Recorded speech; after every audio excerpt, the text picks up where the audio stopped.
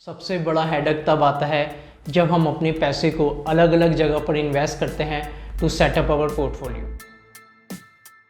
एक portfolio stock, bond, equity, mutual funds and other financial asset का investment होता है जहां पर हमें समय के साथ कुछ रिटर्न मिलता है।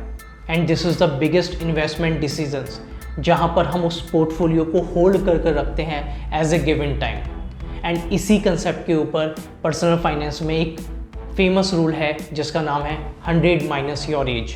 जी हाँ, ये रूल कहता है कि अगर आप अपनी एज को 100 में से माइनस करते हैं तो जो वो परसेंटेज आएगा उस एसेट्स को आप एलोकेट कर सकते हैं in your personal investment as a equity. For example, अगर आपकी एज 30 ईयर्स है तो आप उसको 100 में से माइनस कर सकते हैं।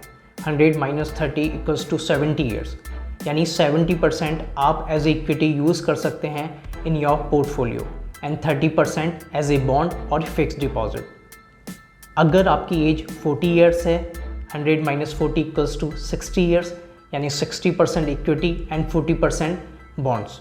एंड अगर आपकी एज 60 ईयर्स है, यानी 100 minus 60 equals to 40 years, so 40% equity and 60% bond और फिक्स्ड डिपॉजिट। इस पूरे रूल का पर्पस यही बताना है कि जब आप यंग होते हैं तब आप अपना ज़्यादा से ज़्यादा पैसा इक्विटी में इन्वेस्ट करके उससे अच्छे रिटर्न निकाल सकते हैं, और जैसे जैसे आपकी एज बढ़ती है आप उस पैसे को बॉन्ड्स और फिक्स्ड डिपॉजिट में रखकर अपने रिटायरमेंट को सेव कर सकते हैं, because equity consider as a high risk assets. But कुछ लोग इस रूल को एज ए डिस्क्लेमर मानते हैं, कुछ लोग इस रूल को यूज़ करते हैं और कुछ लोग इस रूल को यूज़ नहीं करते। वो कहते हैं कि अगर आपकी एज कम है, फॉर एग्जांपल अगर आप 25 ईयर्स के हैं, so according this rule 100 minus your age means 100 minus 25 equals to 75%। 75% पैसा इक्विटी में रखना, this is not the right way to invest. देखा जाए तो ये सही भी है, because equity consider as a high volatile, it's a high risky. So इतना सारा पैसा एक जगह रखना, this is not the right way. इसलिए हमें अपने पैसे को डाइवर्सिफाई करना होगा। हमें कुछ परसेंट इक्विटी में, कुछ परसेंट म्यूचुअल फंड्स में, कुछ परसेंट बॉन्ड में, कुछ परसेंट फिक्स्ड डिपॉजिट में, कुछ परसेंट क्रिप्टो में, कुछ परसेंट अलग अलग जगह पर रखना होगा, ताकि हम अपने पैसे को अच्छे से डाइवर्सिफाई कर। लेकिन हमें यहाँ जिसने ये रूल दिया है उसके माइंडसेट को भी समझना होगा। किस माइंडसेट से उसने ये रूल दिया है?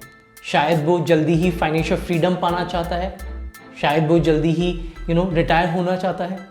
इसी बेसिस पर उसने बोला कि अगर आप अपनी एज को 100 में से माइनस करते हो तो जो बचा हुआ परसेंटेज है आप उसको इक्विटी में इन्वेस्ट कर सकते हो और उससे ज़्यादा रिटर्न ले सकते हो। सो हमें यहाँ यही समझ में आता है, before applying this rule we have to know more about equities, about portfolio, about investing, about budgeting, about financial freedom, about retirement, about risk and so on.